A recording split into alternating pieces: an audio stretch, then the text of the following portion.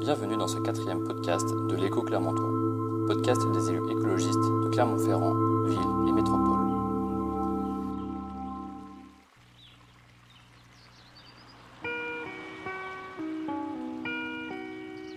Souvenez-vous de l'été de vos 10 ans. Le soleil chaud sur votre peau, l'odeur de l'herbe fraîchement coupée, le goût sucré des framboises cueillies dans le jardin. Cet été-là, le monde était un terrain de jeu infini et le temps s'étirait comme une journée sans fin. Depuis, le monde a légèrement changé. Les étés sont plus chauds, les orages plus violents et le dérèglement climatique s'inscrit de plus en plus au cœur de notre quotidien. Nous devons y adapter nos vies, nos villes et nos territoires, tout en essayant d'en atténuer le plus possible les effets. Pour cela, une seule solution, inévitable et complexe à mettre en œuvre, la réduction de nos consommations d'énergie fossile et de nos émissions carbone dans une démarche globale dite de transition écologique. À Clermont-Ferrand comme ailleurs, nous sommes au pied du mur, et bien obligés de nous retrousser les manches, d'imaginer et de mettre en œuvre des pistes de solutions. Parmi celles-ci, le budget carbone, inscrit par les écologistes au nombre des engagements du mandat municipal clermontois en 2020, la municipalité de Clermont-Ferrand a été la première en France à se lancer dans un tel projet dès 2024. Un sujet qui peut sembler complexe, mais qui est néanmoins au cœur de notre capacité à préserver la planète et à offrir un avenir vivable aux générations futures. Pour mieux comprendre ce qu'est un budget carbone, en comprendre les tenants, les aboutissants et les limites, dans le cadre de ce 4e numéro de l'Écho Clermontois, nous recevons Anne-Laure Stanislas, adjointe écologiste au maire de Clermont-Ferrand, en charge de la ville en transition.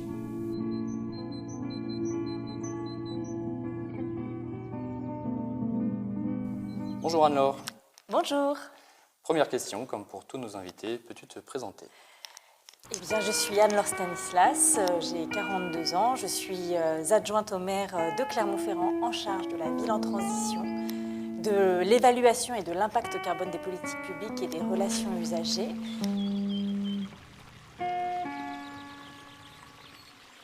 Alors tu es élue en 2020 pour un premier mandat et tu reçois une délégation d'adjointe à la ville en transition. La transition c'est large, comment tu appréhendes la chose et comment tu te lances ?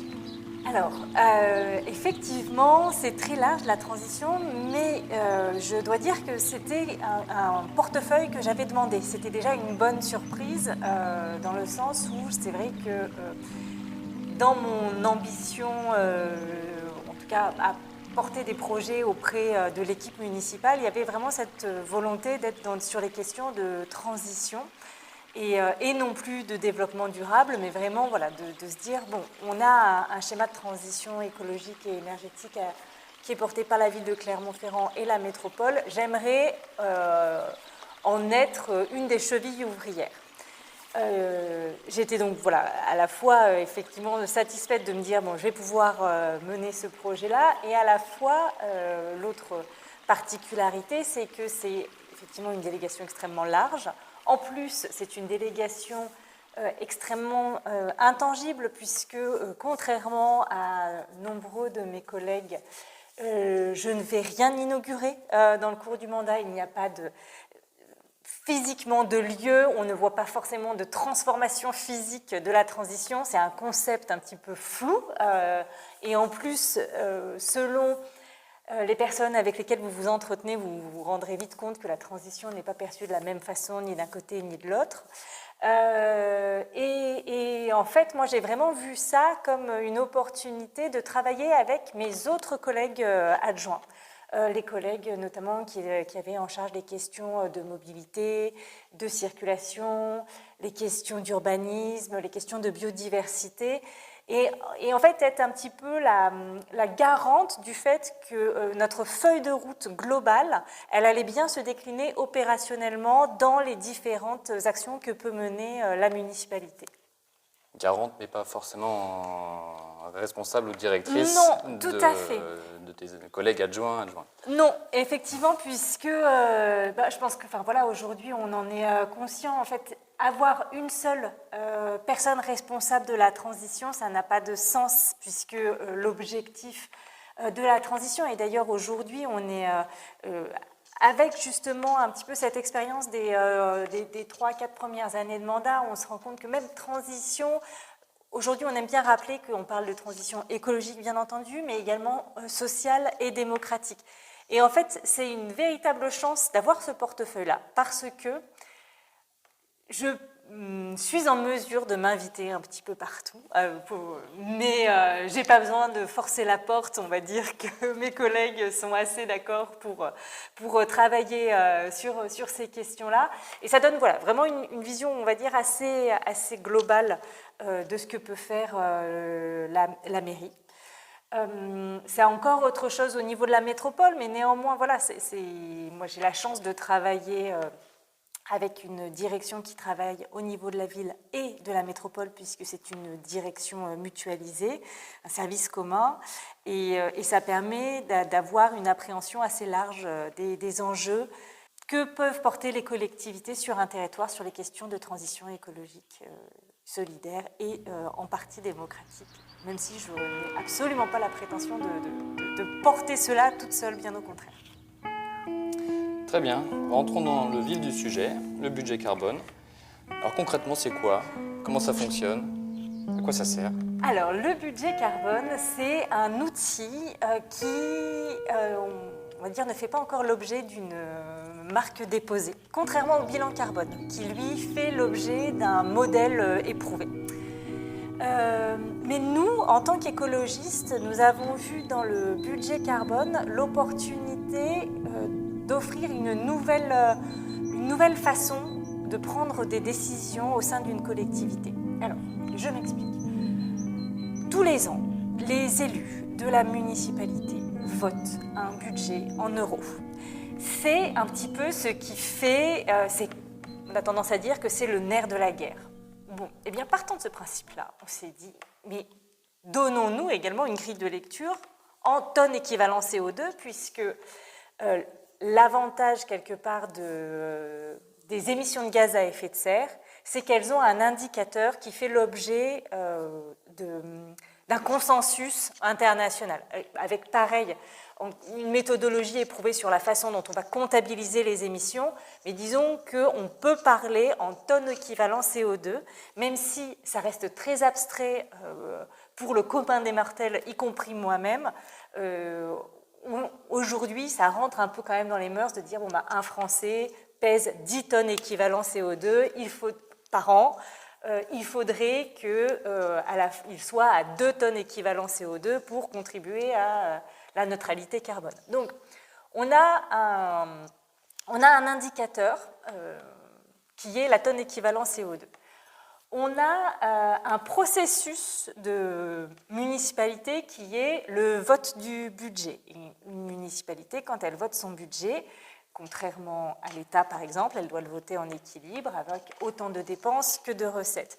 Donc on va dire, un habitus et de la part des agents et des agentes de la collectivité, mais aussi des adjoints et des adjointes qui sont en responsabilité d'avoir à, entre guillemets, défendre chaque année son budget. Donc on est parti de cette habitude-là pour dire, bon on va faire la même chose pour le carbone, sauf qu'on va ajouter une contrainte supplémentaire, c'est que comme on sait qu'on veut diminuer notre empreinte carbone, on sait que tous les ans, le budget carbone dévolu à telle action publique, donc admettons, prenons la question de l'enfance qui est la question principale dans une municipalité, eh bien, on sait que chaque année, l'adjointe en charge de l'enfance, elle va avoir son budget en euros à défendre. Il va falloir également qu'elle ait un budget en tonnes équivalent CO2 et que ce budget, d'année en année, il baisse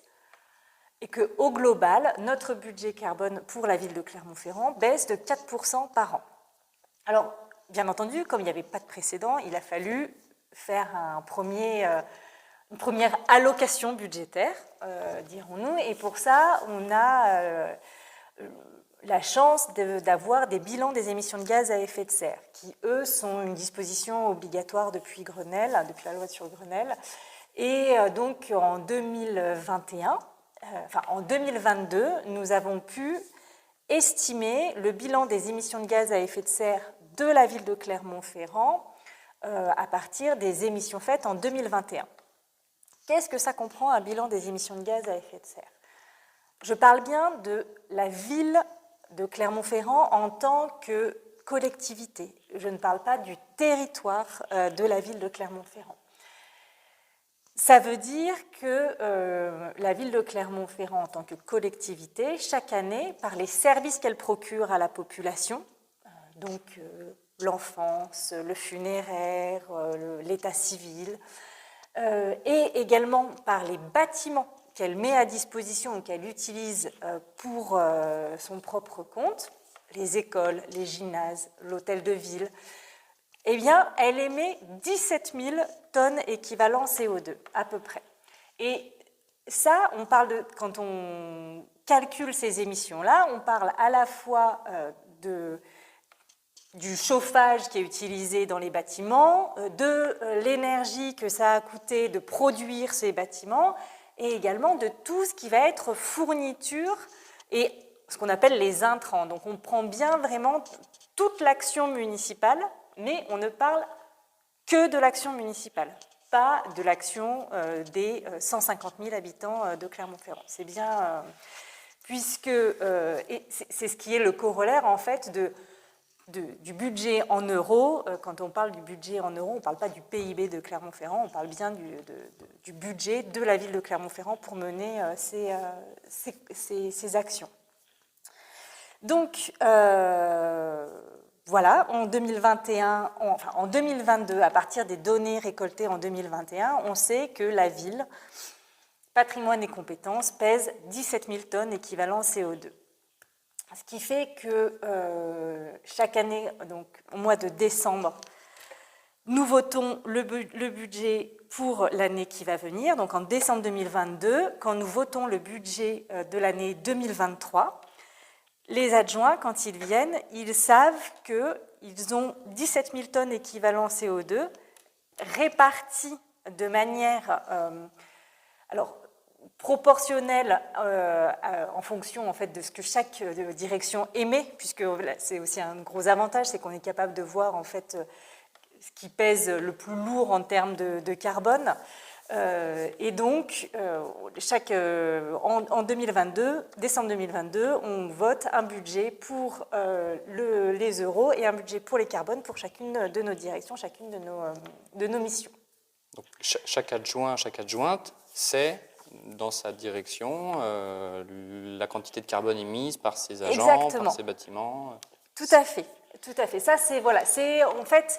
On le fait, on le répartit, et c'est un premier outil de sensibilisation, en fait, puisque du coup, on prend conscience de « Ah oui, en fait, avec le sport, parlons de la Maison des Sports, par exemple, eh bien, je sais que je pèse très très lourd dans le budget carbone de la ville, puisqu'on sait que ce bâtiment, c'est celui qui pèse le plus lourd en termes d'émissions, puisque il est mal isolé, il est chauffé à partir d'énergie fossile et ainsi de suite. Donc voilà, et il est immense.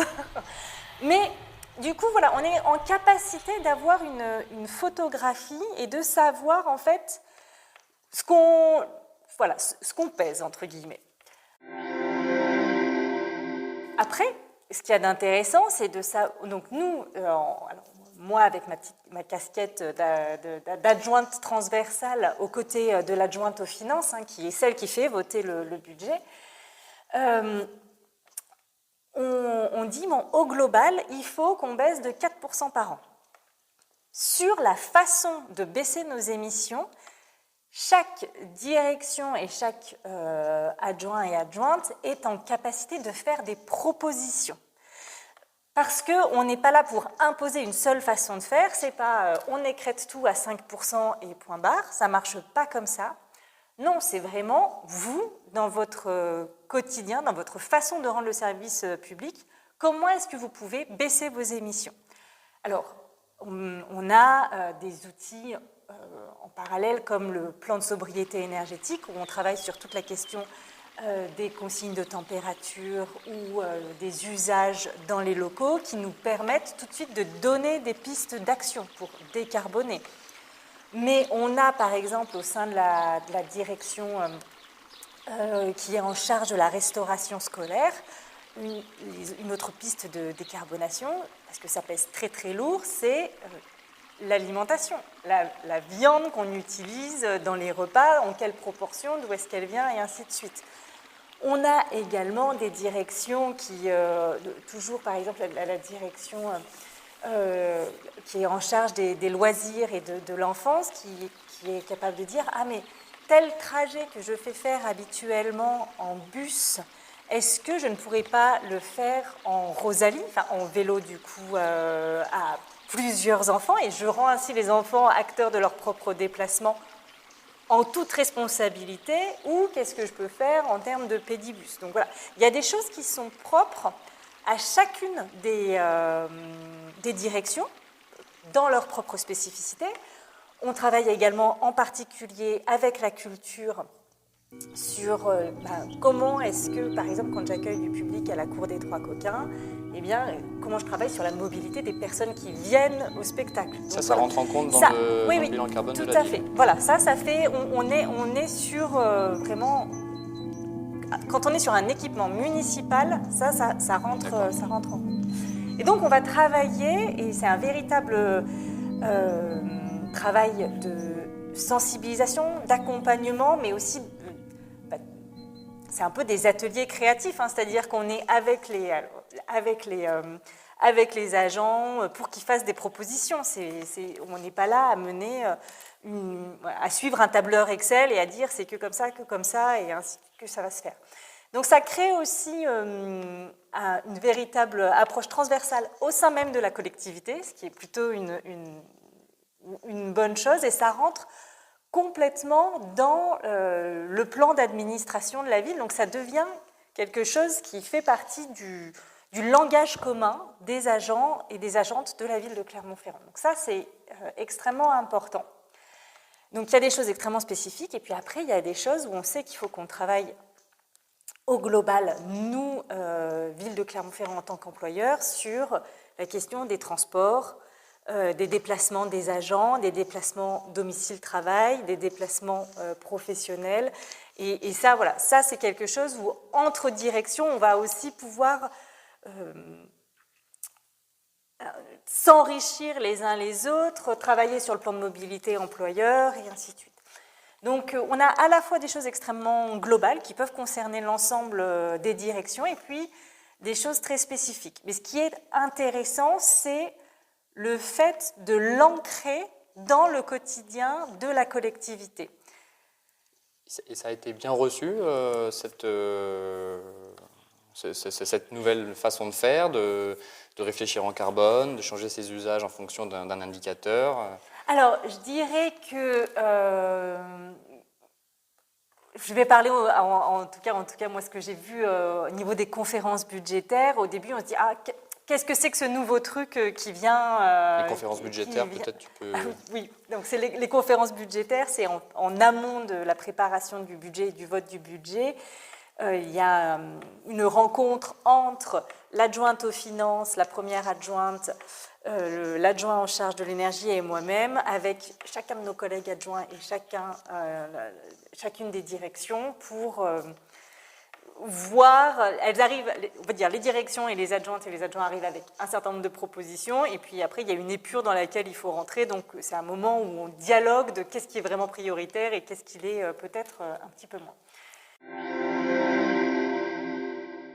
Au début, bien entendu, on vient changer une pratique.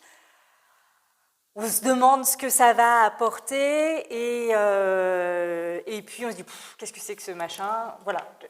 Puis il y a des personnes qui sont plus ou moins réceptives, des personnes qui sont plus ou moins volontaires vis-à-vis de ces questions-là. Mais la vraie chance qu'on a eue au niveau du budget carbone de la ville de Clermont-Ferrand, c'est qu'à la fois c'était incarné politiquement, pas uniquement par moi, mais bien aussi par l'adjointe aux finances et par le maire, enfin dans le fait voilà, d'afficher cela au moment du vote du budget, qui est quand même quelque chose de très important. Et en interne, ça a vraiment fait l'objet d'un processus accompagné par la Direction générale des services, infusé dans l'ensemble des directions. Donc, bon, voilà, c'est on va dire, une locomotive qu'il faut d'abord actionner et qui ensuite permet, quand on fait des arbitrages, d'avoir une autre grille de lecture que la grille de lecture purement financière. Donc c'est un mieux. Après, c'est quelque chose qui est extrêmement expérimental.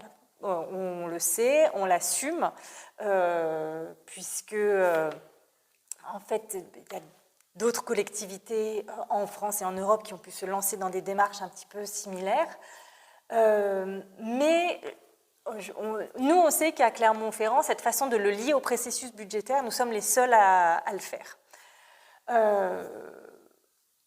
C'est d'ailleurs pour ça qu'on nous demande à plusieurs reprises d'intervenir dans des réseaux nationaux ou européens. Donc c'est plutôt quelque chose qu'on assume, ce côté expérimental. Et moi, ce que j'assume particulièrement, c'est le volontarisme et cet objectif de trajectoire descendante. Parce que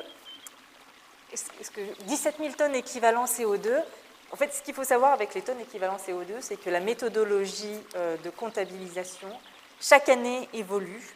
Donc, chaque année, on se rend compte qu'on émet finalement, on est plus précis dans les facteurs d'émission d'une plaquette de beurre, et ce qui ne vient pas toujours en la faveur des collectivités qui font leur bilan carbone depuis des années, puisque plus on est précis finalement, et plus on se rend compte qu'on avait pu sous-estimer tel ou tel poste. Néanmoins, c'est vraiment ce côté, on a un objectif de trajectoire descendante, on se donne les moyens de le faire et on est tous ensemble embarqués dans cette dynamique. Ça, c'est vraiment quelque chose que nous assumons particulièrement.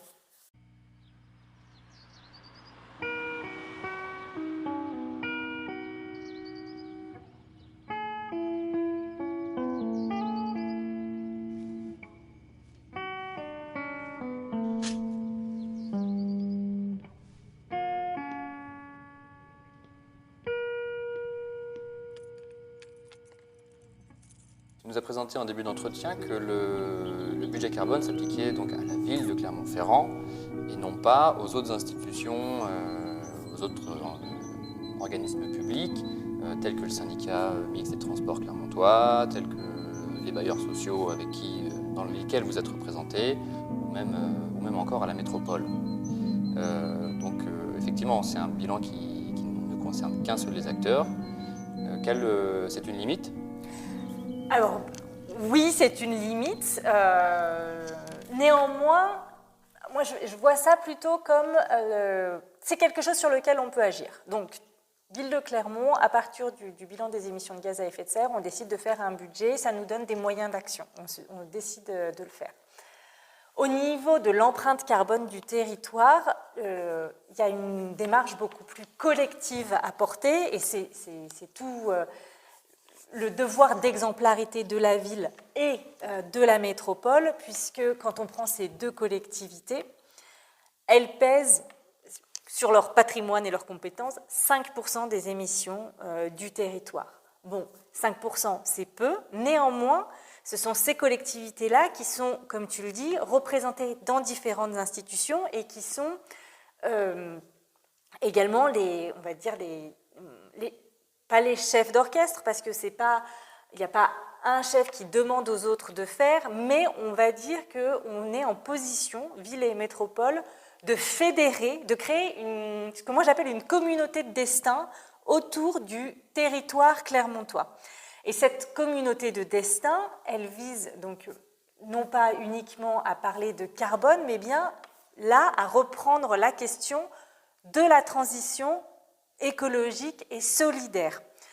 On a donc, depuis le mois de février, lancé une alliance pour la transition écologique et solidaire du territoire avec les grands corps constitués que sont l'Université Clermont-Auvergne, qui est Michelin, bien entendu, que sont les représentants de la Chambre des commerces ou la Chambre des métiers de l'artisanat ou de la Chambre régionale d'économie sociale et solidaire également, mais aussi les bailleurs sociaux, les grands groupes comme La Poste, Engie, ERDF, en gros, tous ces gros partenaires-là qui sont à la fois des gros employeurs sur le territoire, donc voilà, la mobilité, ça pèse très, très, très lourd quand même dans notre bilan carbone, on le sait. Le SMTC, bien entendu, Donc on a tous ces grands corps constitués là, on va dire, et puis les associations qui vont représenter la société civile, qui vont, elles, être en capacité aussi de diffuser et d'animer et qui sont dans lesquelles les Clermontoises et les Clermontois ont peut-être plus de facilité à se reconnaître que uniquement dans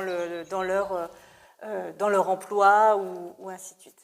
Donc en fait, on a créé cette Alliance pour la transition écologique et solidaire avec ces gros organismes, avec la société civile, avec des associations comme par exemple l'Utopie, qui est selon moi une très belle association, puisque c'est à la fois un tiers-lieu étudiant, mais qui aborde les questions de solidarité et d'écologie sous les prismes de la culture et de l'alimentation, donc de façon extrêmement concrète, mais extrêmement volontaire, et qui est un véritable lieu dans lequel vont se reconnaître toute une partie de la jeunesse clermontoise, alors que travailler uniquement, par exemple, avec l'université ou avec le Crous sur les questions de transition écologique et solidaire ne trouverait pas forcément tout le temps autant d'écho auprès des étudiants et des étudiantes.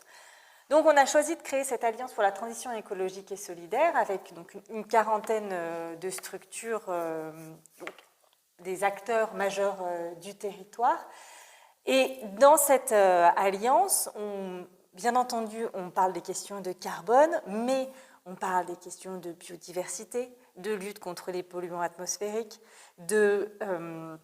d'artificialisation des sols, voilà, de la ressource en eau, qui est quand même une préoccupation majeure, et le tout dans une approche inclusive. C'est-à-dire qu'on ne veut pas se retrouver à créer sur notre territoire des dispositifs qui excluraient de fait une partie de la population. Donc c'est pour ça qu'on travaille également avec des associations comme le Secours catholique ou ATD Quart-Monde qui sont là également, puisque elles-mêmes ont une expérience et ont fait énormément de recherches sur les questions de transition écologique et de précarité. C'est un maillage entre entreprises, acteurs publics, associations représentant la société civile et associations entre, on va dire, sociales ou de solidarité. C'est ça, c'est un maillage et c'est un espace de dialogue, parce qu'on s'est rendu compte que vous avez donc la ville et la métropole qui ont leur feuille de route, le schéma de transition énergétique et écologique. Très bien. Vous avez l'université Clermont-Auvergne qui va avoir sa propre feuille de route, notamment qui est en train de travailler sur toutes ces questions bâtimentaires, puisque le patrimoine de l'État est pas dans un très très très bon état non plus. Vous avez Clermont qui va sortir son usine zéro carbone au Gravenges.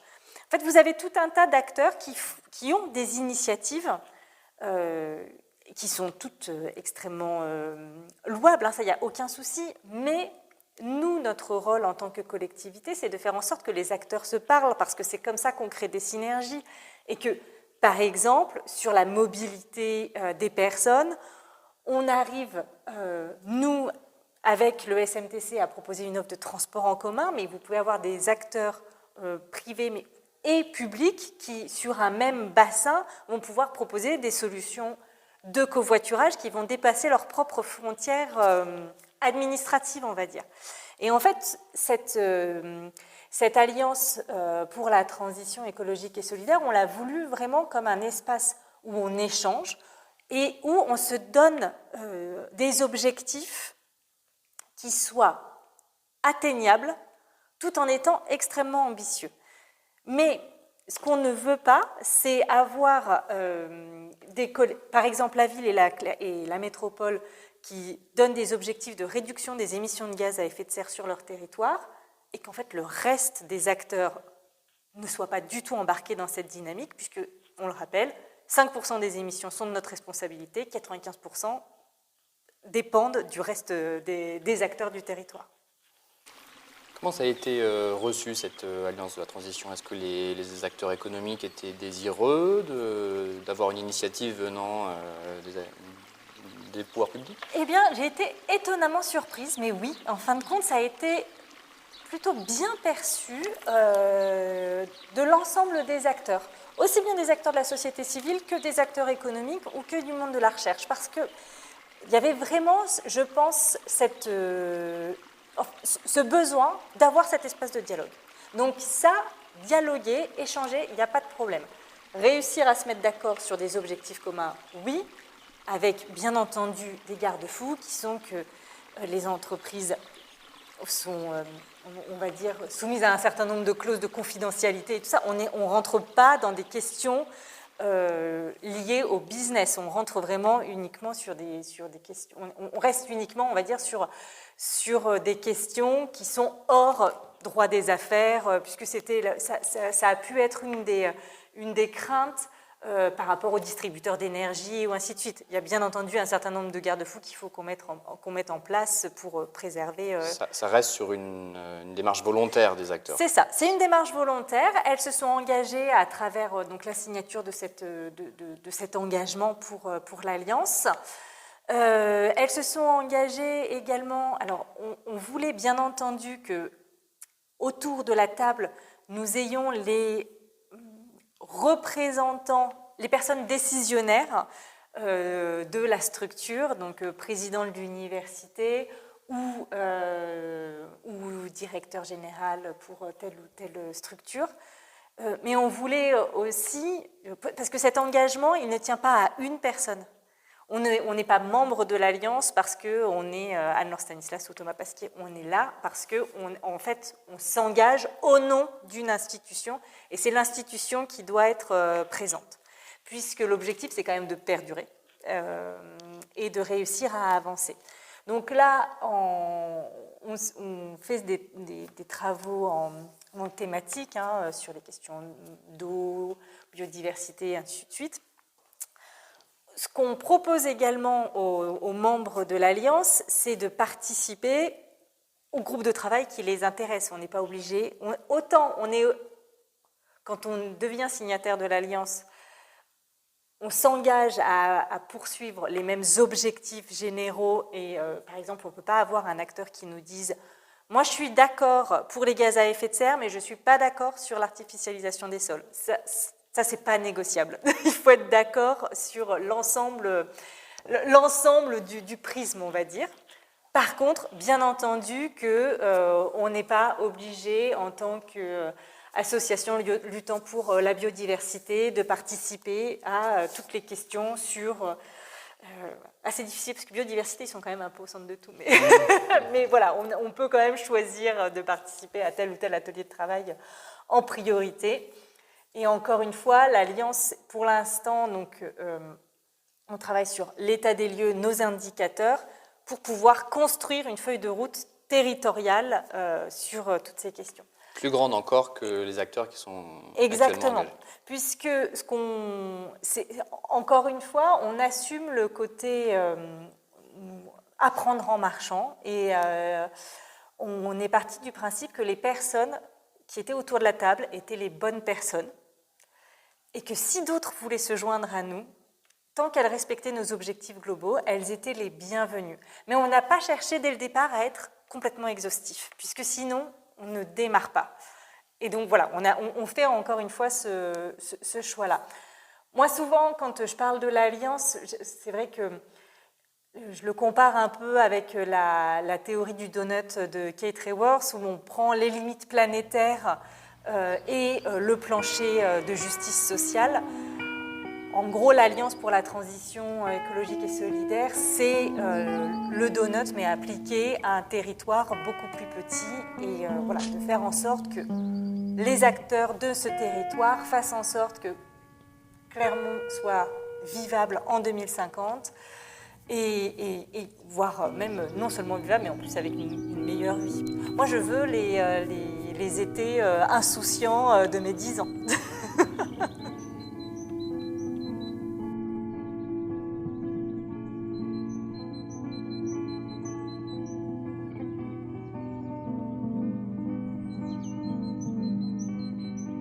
La suite pour le mandat, c'est de transformer, faire perdurer ces initiatives qui sont l'une et l'autre expérimentales et qui reposent sur un changement des pratiques, un volontarisme qui doit non pas reposer sur une seule personne, mais bien sur non seulement une organisation, si on parle à l'échelle de la ville, mais en plus tout un écosystème à l'échelle du territoire. Donc voilà, l'objectif, c'est vraiment de réussir à faire que ces outils un petit peu innovants et expérimentaux puissent nous aider concrètement à changer notre façon de préparer l'avenir du territoire clermontois. On voit avec ces deux outils que ce qui anime ta démarche, c'est comment on embarque tout le monde au final. Oui, puisque on ne changera pas ni les gens, ni la planète sans avoir les personnes, mais toutes autant qu'elles sont, autour de la table. Et c'est aussi pour ça, et ça me permet de faire le lien avec cette dernière question de la démocratie. Si on ne débat pas de la façon dont on veut relever les défis climatiques et de justice sociale, on va se retrouver avec des exemples terribles de dictature verte, enfin, en tout cas, et ce n'est pas ce qu'on veut. C'est quand même extrêmement important de préserver un cadre de pensée, de liberté d'expression, et pour ça, il faut aussi entendre les personnes qui sont dans le déni et réussir, en parlant avec elles, en les amenant vers un avenir meilleur, à basculer, à changer leur façon de voir. Voici à la fin de ce podcast. Que peut-on te souhaiter pour la fin de ce mandat ? De l'énergie. Merci beaucoup. Merci.